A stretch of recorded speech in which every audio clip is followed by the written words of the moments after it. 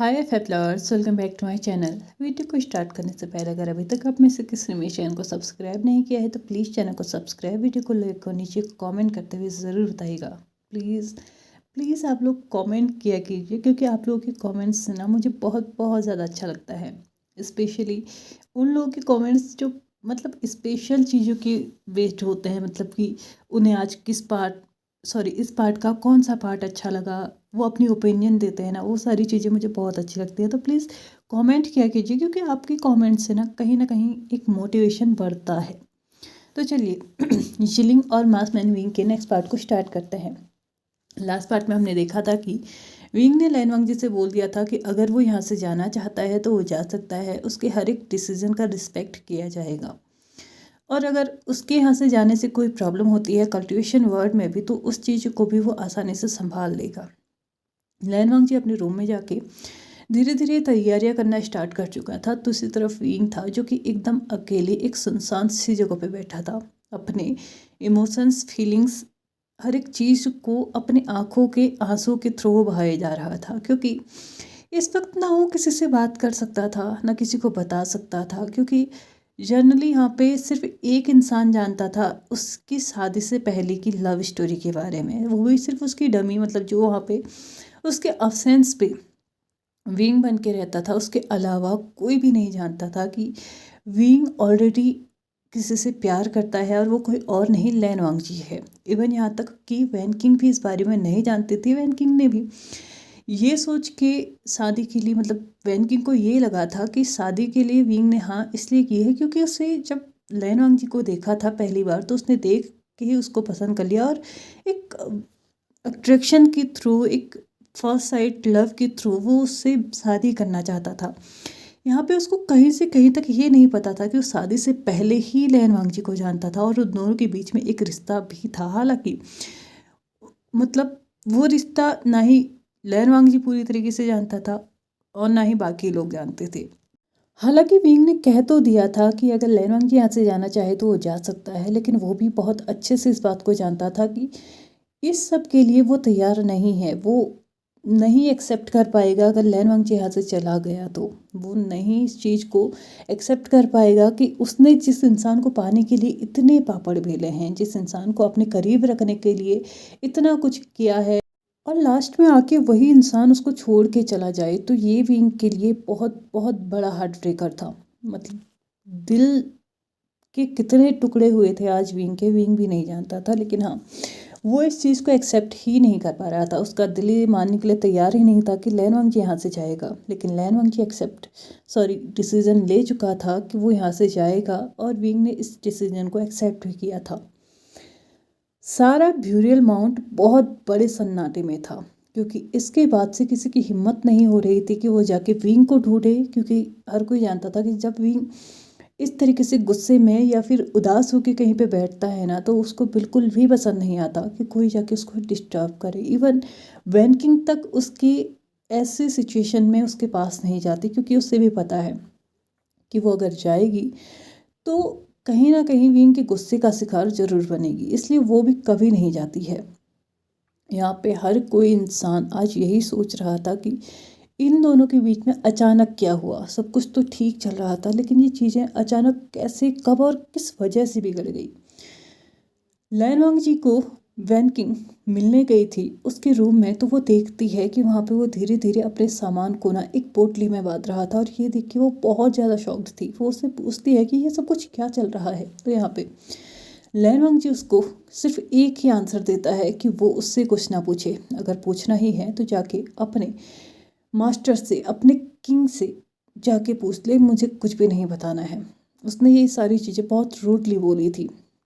Van king ने बहुत ज़्यादा मेहनत की थी इन दिनों लैन वांग जी और विंग के रिश्ते को सुधारने की, और एट द एंड वही बिगड़ रहा है। तो ये सारी चीज़ें उसके लिए ना बहुत बहुत अनएक्सपेक्टेड थी।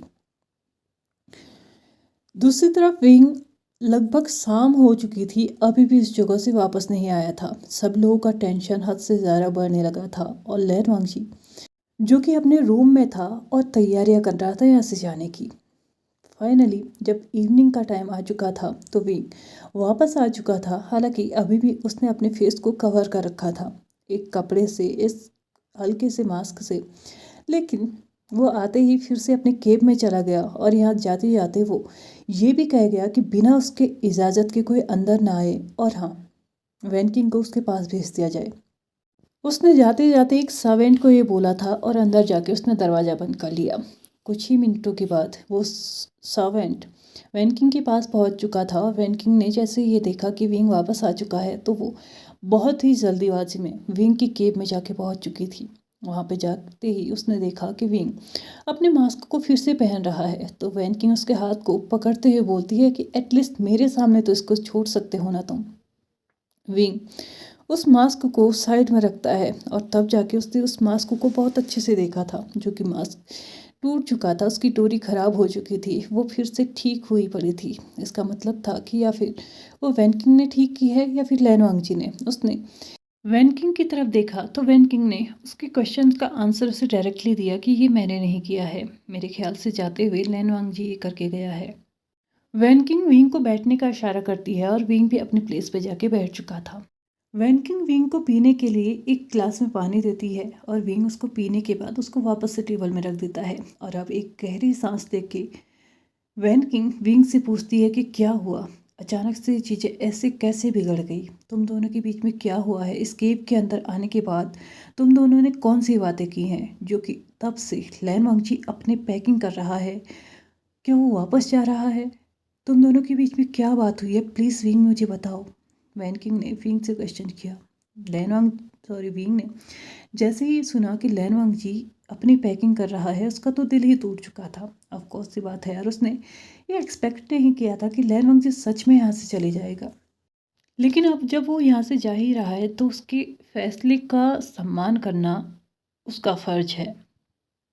विंग ने वैन किंग की तरफ देखते हुए बोला कि इस वक्त वो इस हालत में नहीं है कि उसे कुछ भी बता सके, लेकिन हाँ, मैं चाहता हूँ कि कल जब लहरवांग जी यहाँ से जाएगा तो तुम भी उसके साथ जाओ, उसको सही सलामत उसके घर छोड़ के आना। उसने अपने इनर पॉकेट से एक एनवलप निकाला और उस एनवलप को वैन किंग को देखते हुए बोला, और हाँ, ये लेटर या फिर जेहूजुन को देना या फिर लैन चिरेन को, उन दोनों के अलावा ये लेटर किसी को मत देना। ऐसा कहते हुए वो उसका इशारा कर देता है कि वो वहाँ से बाहर चले जाए। वैन किंग ने एक और बार विंग की तरफ नहीं देखा, क्योंकि वो अच्छे से जानती है कि विंग को इस वक्त अकेले रहने की ज़रूरत है। ये उसके बचपन की आदत है। उसने कभी भी अपनी दुख तकलीफ को किसी के साथ शेयर नहीं किया है। उसने हमेशा अकेले रह के कुछ वक्त लेके उन सारी जख्मों को, उन सारी तकलीफ़ों को हील किया है। उसने कभी भी किसी को अपना दुख का साथी नहीं बनाया। वैन किंग थी, वैन किंग के साथ उसने बहुत सारी चीज़ें मतलब शेयर की थी, लेकिन फिर भी जो पर्सनल चीज़ें होती हैं ना, मतलब पर्सनली उसको क्या हर्ट कर रही है, पर्सनली वो किस चीज़ से गुजर रहा है, ये सारी चीज़ें वैन किंग को भी खुद समझने से ही पता चली हैं। उसने कभी भी उसके साथ शेयर नहीं की हैं और इस वक्त भी बिल्कुल सेम हो रहा था। उसके अंदर ऊपर अगर प्रेशर डाला जाएगा तो वो तब भी नहीं बताएगा, ऊपर से एक धमाका होगा, वो एक अलग बात है। उसने विंग से बस इतना कहा कि क्या वो खाने के लिए बाहर आएगा, तो विंग ने मना कर दिया और उसको ये बोल दिया कि किसी सर्वेंट के हाथों वो उसे यहाँ भेज सकता है, अगर उसका मन होगा तो वो खा लेगा। ऐसा कहते हुए वो फिर से उस जगह पे बैठ चुका था जहाँ पे बैठ के वो अलग अलग तरीके के इन्वेंशन करता था। वैन किंग ने उसकी स्थिति अच्छे से समझ ली थी। वो बात करने के मूड में बिल्कुल भी नहीं था और बात करना तो दूर की बात, वो किसी की प्रेजेंस को यहाँ पे इस वक्त तो बिल्कुल भी फील नहीं करना चाहता था। अगर वो लैन वांग जी ना हो तो वो किसी और को अपने आसपास नहीं चाहता होगा। ये सारी चीज़ें वैन किंग अच्छे से समझती थी, इसलिए उसने एक और सेकंड वहाँ पे खड़े रह के अपना बर्बाद नहीं किया और वो केब से बाहर आ गई। केब से बाहर आते ही उसने एक सर्वेंट से बोला कि अगर खाना बन जाए तो वो विंग की केब में उसको दे दे, क्योंकि आज विंग उन लोगों के साथ बैठ के खाना नहीं खाएगा। वैन किंग का वैन किंग की नज़र अभी भी उसके हाथ पे जो एनवलप था ना उस पे थी। आखिरकार क्या हो सकता है इसमें, ये सोच सोच के वो परेशान थी और अपने परेशानी का हल उसने उस एनवलप के अंदर ही देखा था। उसे जानना था कि आखिरकार विंग और लैन वांग जी के बीच में क्या हुआ है। उसने अपने कदम अपने कमरे की तरफ बढ़ाए और वहां जाके सबसे पहले उसने उस एनवलप को खोल के देखा। जैसे ही उसने उस एनवलप को खोल के देखा, और उस एनवलप के अंदर रखे लेटर को पढ़ना स्टार्ट किया तो उसके तो पैरों तले माने ज़मीन ही खिसक चुकी थी। वो ये सोच भी नहीं पा रहे थे कि क्या सच में लैन वांगजी परमानेंटली यहाँ से जाने वाला है। जाने वाला तो है लेकिन फिर भी विंग लैन वांगजी यहाँ से जाएगा, उसके बाद उस पे क्या प्रॉब्लम्स आएंगी इसका भी जिम्मा अपने ऊपर ही लेना चाहता है। लेकिन क्यों? वो एकदम हक्की बक्की रह चुकी थी ये जानने के बाद कि एक तो वो बंदा जा रहा है, ऊपर से जाने के बाद वो कभी आने वाला नहीं है। और विंग ने उसकी ये जिम्मेदारी भी ले ली कि उसके ऊपर जो भी समस्या आएगी उसका निवारण भी वो खुद ही करेगा।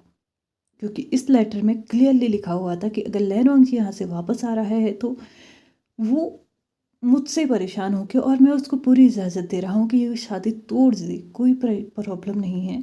वो किसी भी तरीके से इस रिश्ते पे मजबूरी के साथ ना रहे। वैन किंग अपनी ही जगह पे एकदम स्टैचू बन चुकी थी। तीसरी जगह लैन वांगजी जो कि अपने रूम में पैकिंग कर रहा था, लेकिन सडनली उसको कुछ याद आता है। वो अपनी सीट पे बैठ के ये सोच रहा था कि आखिरकार वो यहाँ से जा तो रहा है, लेकिन वो अपने अंकल को, अपने ब्रदर को क्या बताएगा? क्या वो उनको ये बोलेगा कि विंग ने उसको धोखा दिया है? लेकिन किस मामले में? क्योंकि वो अगर उन्हें ये बताता है ना कि विंग और जिलिंग दोनों एक ही हैं, तो ये बात तो उन दोनों के हिसाब से एकदम ऐसी होगी ना कि इस बात पे मुझे खुश होना चाहिए। मुझे नहीं लगता कि ये सारी चीज़ें वो उन्हें बताएगा तो ये एक वैलिड रीज़न के तौर पे वहाँ पे रखा जाएगा। ऑफ कोर्स सी बात है यार, अगर विंग और लैन वांगजी इन दोनों को छोड़ के अगर कोई तीसरा पर्सन अभी इस सारे मैटर को देखे ना, तो उसके हिसाब से लैन वांगजी को गुस्सा होना चाहिए। ऐसा नहीं है कि उसको गुस्सा नहीं होना चाहिए, ऑफ कोर्स सी बात है, विंग ने उसको धोखा दिया है, उसका गुस्सा होने का पूरा पूरा अधिकार है। लेकिन लाइफ टाइम के लिए उसको छोड़ देना ये ये बिल्कुल सही बात नहीं है। क्योंकि लैन वांगजी ने जिस इंसान को लास्ट में अपने करीब पाया है, अपने सामने देखा है, वो कोई और नहीं, वो इंसान है जिसको वो प्यार करता था। और विंग से शादी ना करने का सबसे बड़ा रीज़न उसने यही बताया था कि वो किसी और से प्यार करता है। और एट द एंड वो इंसान और जिससे शादी हुई है वो इंसान दोनों एक ही हैं। तो यहाँ पे वो ये कैसे कह सकता है कि वो इस रिश्ते को अब निभाना नहीं चाहता? इसलिए वो अपनी सीट पे बैठे बैठे ये सोचने लगा था कि अगर कोई उन्हें जाके ये बताएगा तो वो तो इस बात को समझेंगे ही नहीं कि मुझे भी हर्ट हुआ है। वो तो मुझसे ये कह देंगे कि मैं उससे नाराज़ हूँ, कोई दिक्कत नहीं है, लेकिन मैं इस रिश्ते को नहीं तोड़ सकता अगर मुझे हीलिंग से प्यार है तो। लैन वांगजी अपने सीट पे बैठ के अब ये सोचने लगा था कि क्या उसे जाना चाहिए या नहीं। लेकिन अभी यिलिंग पैट्रियार्क के लिए उसके दिल में इतनी नफरत भर चुकी थी ना, वो किसी भी तरीके से इस रिश्ते को बस तोड़ना चाहता था, यहाँ से जाना चाहता था, इस जगह से छुटकारा चाहता था। उसने बहुत सोचने के बाद ये डिसीज़न लिया कि ठीक है, भले ही ये वैलिड रीज़न ना हो, लेकिन वो अपने अंकल को, अपने ब्रदर को एक वैलिड रीज़न देगा। आज तक वो यहाँ पे रह रहा था एक नॉर्मल तरीके से, वो यहाँ पे सिर्फ रह रहा था। उसने कभी भी किसी भी चीज़ में इंटरेस्ट नहीं लिया, कुछ भी जानने की कोशिश नहीं की, किसी भी चीज़ के जड़ तक पहुँचने की कोशिश नहीं की। लेकिन आज के बाद वो यिलिंग पैट्रियार्क पे सिर्फ नज़र रखेगा और एक वैलिड रीज़न के साथ यहाँ से वापस जाएगा, इस रिश्ते को तोड़ेगा और अपने पूरे रिश्ते इस जगह से ख़त्म करेगा। ये सारी चीज़ें उसके दिमाग में चल रही थी। वो यहाँ पे बैठे बैठे सोच ही रहा था कि तभी अचानक से उसके कमरे का दरवाज़ा खुलता है और यहाँ से एक गुस्से से भरी हुई वैन किंग उसके सामने खड़ी थी। वैन किंग जैसे ही अंदर आती है तो उसने लैन वांगजी की तरफ उस लेटर को फेंकते हुए बस एक ही क्वेश्चन किया कि क्या हुआ है उन दोनों के बीच? ऐसा क्या हुआ है कि वो यहाँ से हमेशा के लिए जा रहा है और जा ही नहीं रहा है, बल्कि उसके यहाँ से जाने के बावजूद भी जिस यिलिंग पैट्रियार्क को, जिस विंग को बुरा लगना चाहिए था, उसे गुस्सा आना चाहिए था, वो ये कोशिश कर रहा है कि वो तुम्हारे यहाँ से जाने के बाद जो तुम्हारे साथ प्रॉब्लम्स होंगी उनका जिम्मा भी वो अपने सर पे ले ले। क्या किया है तुमने और क्या किया है विंग ने, या क्या हुआ है तुम दोनों के बीच में? बताओ मुझे, वरना मैं तुम्हें यहाँ से ऐसे नहीं जाने दूंगी। वैन किंग ने एक वार्निंग मतलब के साथ उसको ये सब कुछ बोला था। लैन वांगची ने सबसे पहले उस लेटर को उठाया जो कि उसकी तरफ अभी फेंका गया था, और उसे पढ़ते ही वो बहुत ज़्यादा शॉक्ड था, क्योंकि विंग ने इसमें क्लियरली उसके ब्रदर को, उसके अंकल को ये बताया था कि ये रिश्ता तोड़ने में लैन वांगची की कोई गलती नहीं है, सारी गलती उसकी है। और अगर लैन वांगची इस रिश्ते को नहीं चाहता तो उस पर कोई प्रेशर ना डाला जाए, कोई भी इंसान उसको प्रेशराइज ना करे इस रिश्ते को निभाने के लिए। वो जैसे पहले लैंड सेक्ट में था उसको फिर से उसी मान सम्मान के साथ स्वीकार किया जाए। लैन वांगची ने बिना वैन किंग के क्वेश्चन का आंसर दिए उस लेटर को अपने हाथ में लिया और अपने तलवार को भी, और बिना वैन किंग की तरफ देखे, बिना ये केयर किए कि अभी अभी इस वर्ड की महारानी ने उससे क्वेश्चन किया है, उसने उसको इग्नोर किया और अपने कदमों को डायरेक्टली विंग की केप की तरफ बढ़ाया। लैन वांगची कुछ ही मिनटों के अंदर विंग के केप के बाहर पहुंच चुका था। बिना नॉक किए, बिना परमिशन के ही आज वो फिर से उसके केप के अंदर पहुंच चुका था। विंग अच्छे से जानता था कि इतनी हिम्मत यहाँ पे किसकी है, तो उसने अपनी जगह पे हिलना डुलना या फिर मुड़ के देखना कुछ भी नहीं किया। उसने बिना मुड़े ही लैन वांगची से क्वेश्चन किया कि वो यहाँ पे क्या कर रहा है। तो उसने लैन वांगची ने अपने कदमों को आगे बढ़ाया और विंग के पास जाके कहा, मतलब उस लेटर को उसके सामने फेंकते हुए कहा, इसकी ज़रूरत नहीं है, मैं यहाँ से नहीं जा रहा हूँ, और अगर गया तो भी मैं अपने अंकल, अपने ब्रदर को अच्छे से हैंडल कर सकता हूँ। मैं फ़िलहाल यहाँ से नहीं जा रहा हूँ, लेकिन जिस दिन मेरा मन करेगा मैं बिना तुम्हें बताए यहाँ से चले जाऊँगा।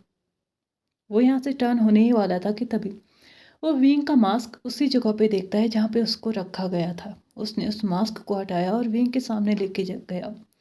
विंग को भी पहनाते हुए उसने बहुत ही रूड या फिर नफरत भरी वॉइस में बोला, और हाँ, उम्मीद करता हूँ जब तक मैं यहाँ पे हूँ तुम्हारे फेस से इस मास्क को हटा हुआ ना देखूं, क्योंकि ये चेहरा बिना मास्क के मुझे कभी पसंद नहीं आएगा। नफरत है मुझे इस चेहरे से, और इस चेहरे को जितना हो सके मुझसे छुपा के रखना। ये मेरी पहली और आखिरी रिक्वेस्ट है तुम्हारे लिए। उम्मीद है तुम इसे मान लोगे। तुम्हारे चेहरे को मैं दोबारा नहीं देखना चाहता। प्लीज़ जब भी मेरे सामने आओ तो इस मास्क को पहन के आओ, और जितना हो सके मेरे सामने आना अवॉइड ही करना, क्योंकि मैं तुम्हें सच में नहीं देखना चाहता। लैन वांगची ने बिना विंग की केयर किए, बिना उसकी तरफ एक और बार देखे, अपना फैसला यहाँ पे फरमान की तरह सुना के वो जा चुका था, और विंग फिर से अपनी जगह पे टूट के बिखर के रह चुका था। ना मारेगी आवारेगी मेरी,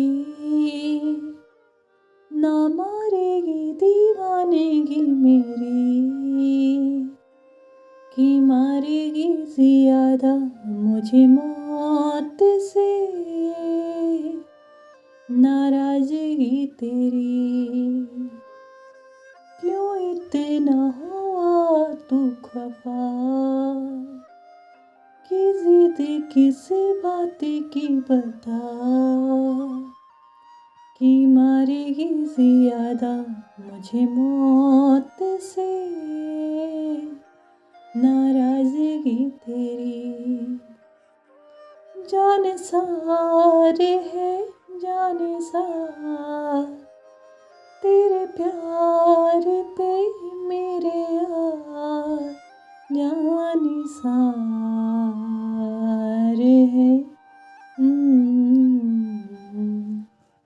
पता नहीं आगे अब क्या होगा, लेकिन अभी के इस पार्ट को मैं यहीं पे ख़त्म करती हूँ। चलिए फ्रेंड्स, आज के इस पार्ट को हम यहीं पे ख़त्म करते हैं। वीडियो पसंद आया तो please like share subscribe and comment, please comment ज़रूर करते हुए जाइएगा। Thank you so much for watching my video and bye bye.